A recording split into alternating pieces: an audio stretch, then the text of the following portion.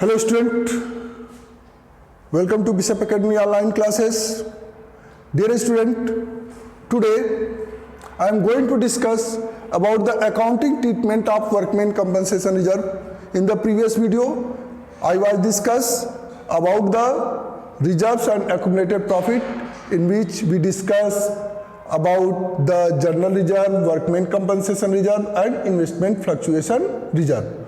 But in this video,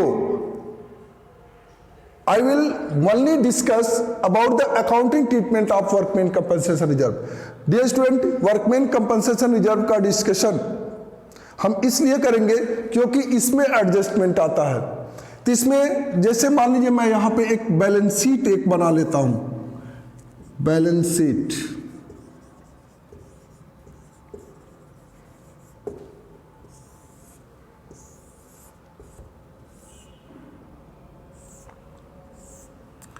यह आपका liability side हो गया,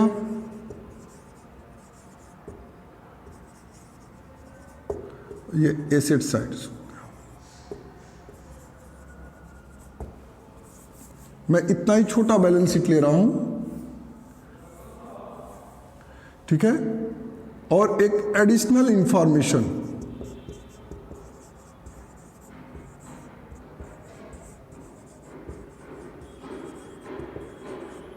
जिसमें कुछ इंफॉर्मेशन दिया जाएगा इससे रिलेटेड। ये चीजें हैं, मैं इसी पर इसको मैं आपको समझाऊंगा। देखिए, वर्कमैन कंपनसेशन रिजर्व का एडजस्टमेंट, इसलिए मैंने इसको अलग टॉपिक लिया है, इसको इकट्ठे नहीं समझाया जा सकता। देखिए होता क्या है, क्योंकि workman compensation reserve out of profit create किया जाता है और ये सिर्फ वर्कर्स के लिए होता है। यहाँ पे वर्कमैन लिखा है, वर्कमैन से ही आपको समझ जाना चाहिए कि ये वर्कमैन मतलब काम करने वालों के लिए, यानी कि वर्कमैन मतलब एम्प्लॉइज या वर्कर्स या लेबर के लिए ये क्रिएट किया जाता है। तो ये कंपनसेशन फंड है। तो इस कंपनसेशन फंड का यूज जब लायबिलिटी क्रिएट होती है तभी हम करते हैं, अदरवाइज ये रिजर्व पड़ा रहता है। जैसे कोई इंसिडेंट होता है, जब हमको पे करना होता है उस एम्प्लॉइज को या उस वर्कर्स को, तभी हम इसका यूज करते हैं। तो इस प्रकार का अगर कोई क्लेम रहता है इस वर्कमैन कंपनसेशन रिजर्व के अगेंस्ट, तभी हम उसका एडजस्टमेंट करते हैं। अदरवाइज जब कोई क्लेम नहीं रहता है, कोई इसके खिलाफ कंप्लेंट नहीं रहता है, तो हम सीधे सीधे पूरे रिजर्व को पार्टनर्स कैपिटल अकाउंट में ओल्ड रेशियो में डिस्ट्रीब्यूट कर देते हैं, क्रेडिट कर देते हैं। तो इसमें फर्स्ट जो केस है कि when there is no information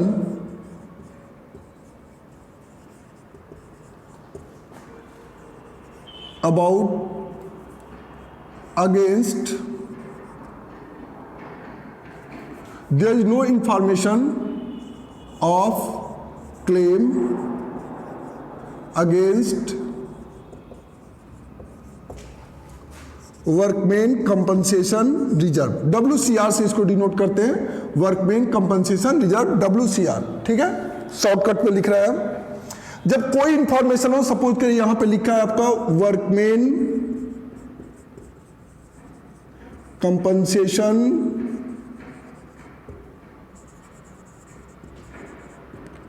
reserve, liability side में रहता है। सपोज करिए यहां पे 20,000 रिजर्व दिया है, लेकिन इसके बारे में कोई भी इंफॉर्मेशन, नो इंफॉर्मेशन है, यहां पे कोई इंफॉर्मेशन नहीं है आपको, ठीक है। इसके अगेंस्ट वर्कमैन कंपनसेशन या किसी भी क्लेम के बारे में आपको जानकारी नहीं है, कोई सूचना नहीं है, तो आप इस वर्कमैन कंपनसेशन को सारे पार्टनर्स कैपिटल में अकाउंट में क्रेडिट कर देंगे ओल्ड रेशियो में। तो इसके लिए एंट्री पास करेंगे, वर्कमैन कंपनसेशन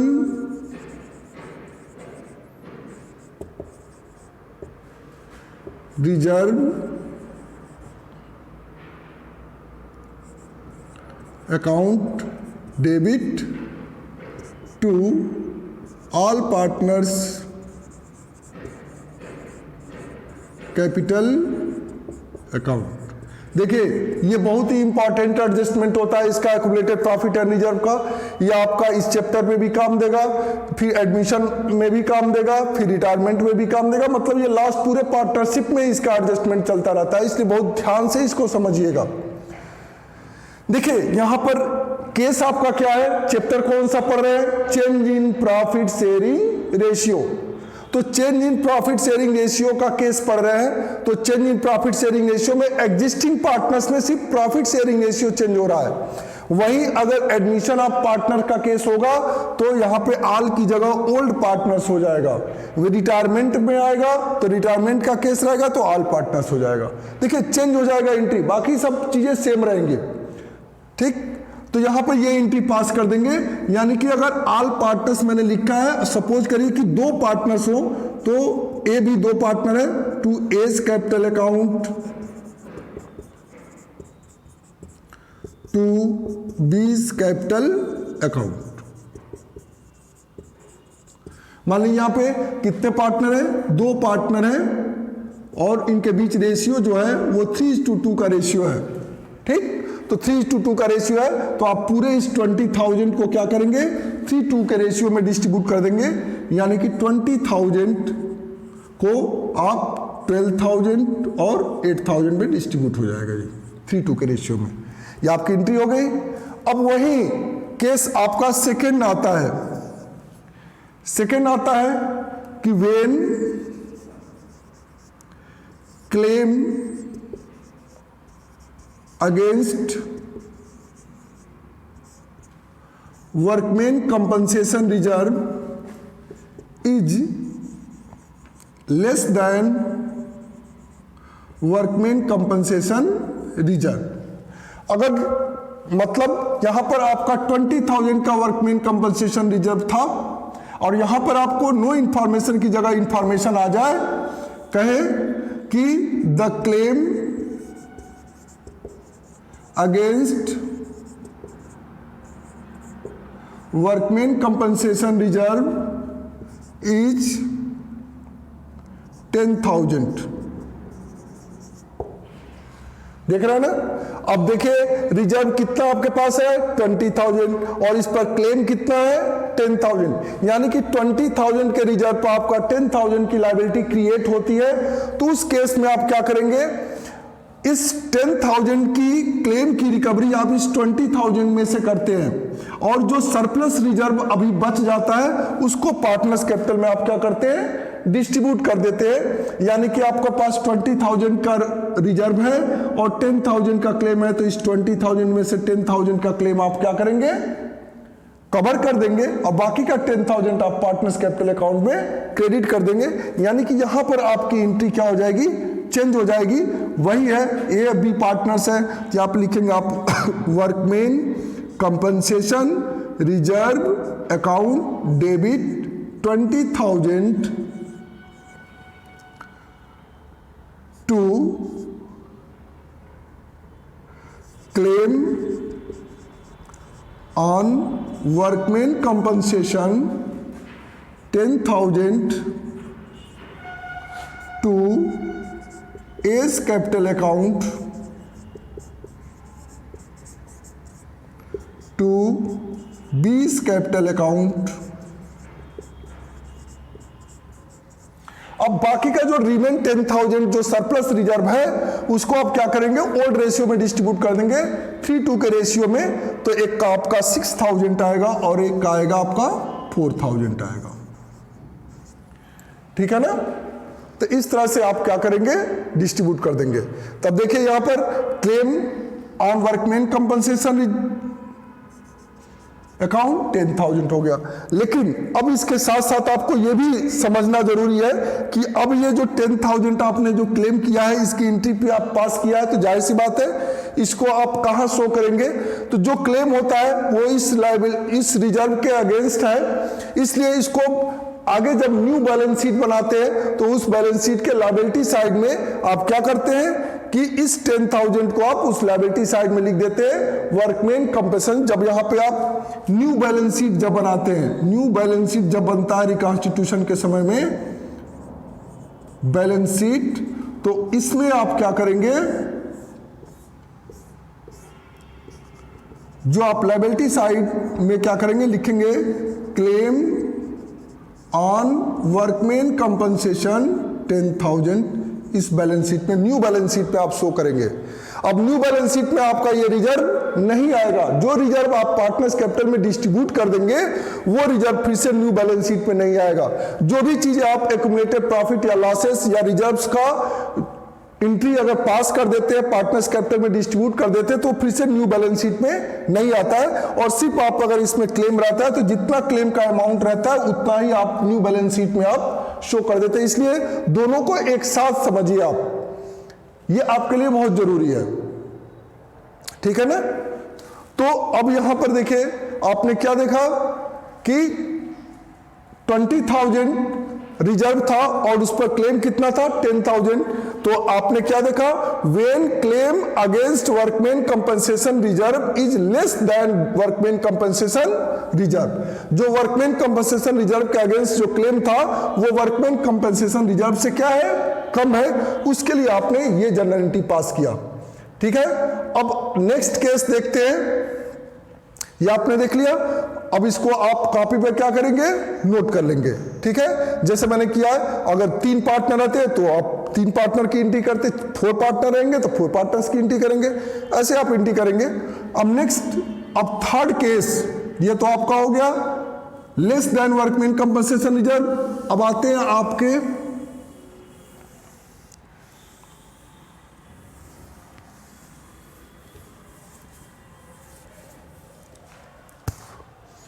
थर्ड केस पे आते हैं। तो थर्ड केस में मैं इतना ही वर्कमैन कंपनसेशन रिजर्व लिखा हूं। थर्ड केस क्या है इसका, थर्ड केस कहता है कि when claim against workman compensation reserve is equal to workman compensation reserve. अगर 20,000 का रिजर्व है और 20,000 का क्लेम भी है, तो यहां पे इंफॉर्मेशन अगर हो, the claim on workman compensation is ₹20,000। 20,000 का रिजर्व भी है, 20,000 का क्लेम भी है। तो उस केस में आप क्या करेंगे, पार्टनर्स कैपिटल में आप डिस्ट्रीब्यूट करने के लिए कोई रिजर्व आपके पास सरप्लस बचता ही नहीं है, क्योंकि जितना रिजर्व है उतना ही क्लेम है। तो इस क्लेम को आप उस रिजर्व से क्या करेंगे, पे कर सकते हैं। इसलिए यहां पर जो एंट्री पास करेंगे वो ये एंट्री पास करेंगे, workman compensation reserve account debit to claim on workman compensation account 20,000 से आप एंट्री कर देंगे, ठीक है। अब देखिए, आपने एंट्री कर दिया। अब यहां पे किसी भी पार्टनर्स कैपिटल की एंट्री नहीं होगी, क्योंकि अब कोई सरप्लस रिजर्व बचता ही नहीं है आपके पास कि आप पार्टनर्स को प्रोवाइड करेंगे। तो उस केस में यहां पर आप सीधे बैलेंस शीट में आप claim on workman compensation new balance sheet में कितना शो करेंगे, 20,000 को शो कर देंगे, बाकी किसी पार्टनर्स कैपिटल में कोई एंट्री नहीं करेंगे। तो ये आपका थर्ड पॉइंट हो गया। फोर्थ पॉइंट पे आते हैं कि फोर्थ पॉइंट पे अगर 20,000 का आपके पास वर्कमैन कंपनसेशन रिजर्व है और इस पर क्लेम आपका 30,000 का क्लेम आ जाता है, तो claim is excess over than the workman compensation reserve हो गया। यानी कि इस केस में लिखेंगे इसको, when claim against workman compensation reserve is more then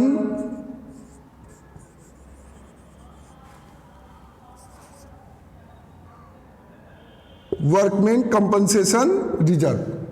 अगर उससे अधिक हो, workman compensation reserve when claim on workman compensation is more than the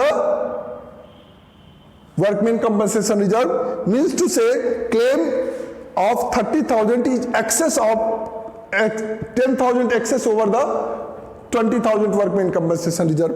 तो उस केस में आपका जो 10,000 आपका एक्सेस हो गया, उसके लिए क्या एंट्री पास करेंगे, लिखेंगे यहां पे workman compensation reserve account debit revaluation account debit to claim on workman compensation. ठीक है, ये एंट्री पास करेंगे तो वर्कमैन कंपनसेशन रिजर्व आपका 20,000 है, और अब देखिए क्लेम कितना है आपका 30,000 है, तो क्लेम 30,000 है, यानी कि रिवैल्यूएशन में कितना जाएगा 10,000 जाएगा।